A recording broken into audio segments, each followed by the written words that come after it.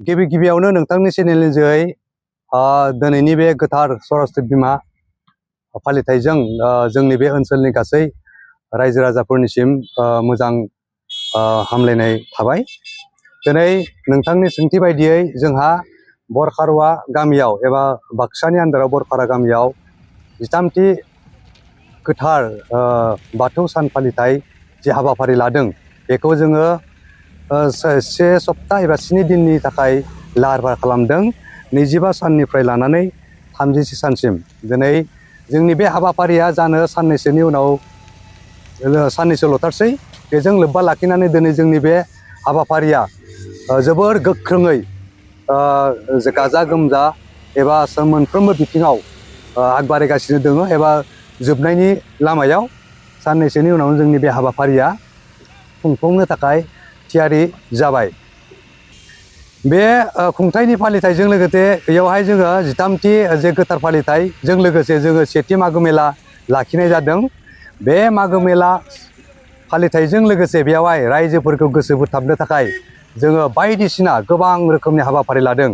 दिनै जोंनि बर'नि आगोमा एबा गोदो गोदायनिफ्रायनो थाखानाय खेराइ मोसानाय हाबाफारिखौ जोङो फैगौ सानथाम एबा सम सम गेजेर गेजेर मोसानो थाखाय बे हाबाफारिखौ लाखिदों।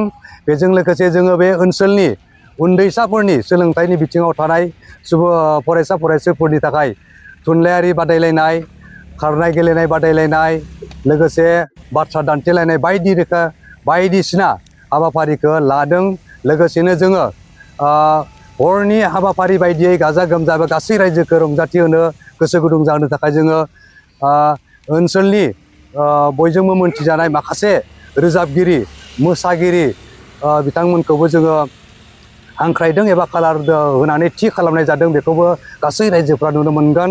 लोगोसे जोङो सम सम बेवहाय जोंनि बे बाथौ धोरोमखौ ओनसोलनि गेजेराव एबा बर' हारिनि गेजेराव लोगोसे गुबुन हारि एबा बुहुमनि गेजेराव गुवारै बेखेवना होनो थाखाय फोरमायथिनो थाखाय जोङो सम सम बे धोरोमनि सोमोन्दै रायजोनि गेजेराव गोसो नांथाबहोनो थाखाय जोंनि रोंगौथि गोनां माखासे धोरोम सिबियारि बिथांमोनखौबो जों हांख्रायदों।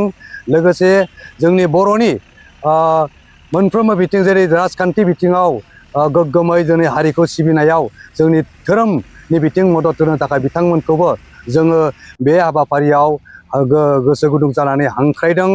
आरो लोगोसे जों बेबायदिनो जोंनि बे मागो मेलाजों लोगोसे 13थि फालिथायजों जों बे ओनसोलाव जोंनि बाथौ धोरोमखौ बयनिबो रायजो राजानि गेजेराव गोसारथि होनो मोन्दांथि होनो लोगोसे जोंनो गोनांथि जानाय दिनैनि बे समाव जे धोरोम सिबिसालि बे धोरोम सिबिसालिखौ इयुननि समाव मोनसे गोग्गो एबा गोख्रों मन्दिर लुफुंनो हानाय थांखिजों जों दिनैनि बे हाबाफारिखौ लाफुंनाय जादों।